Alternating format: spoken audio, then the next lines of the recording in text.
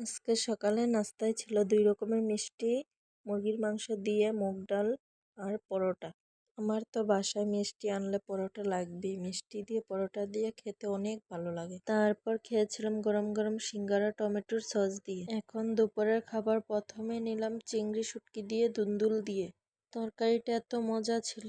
তারপর এখন নিয়ে নেব রুই মাছ বোনা। তারপর এইগুলো এখন শেষ করে এখন সামান্য পরিমাণ ভাত নিয়ে নিব।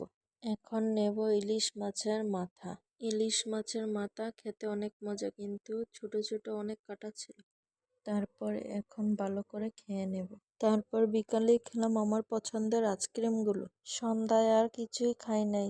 রাতের খাবারে ছিল মোরগ পোলাও। রাতের খাবার আর কিছুই বানাই নাই বাসায়, তাই বাহির থেকে কিনে আনা মোরগ পোলাও।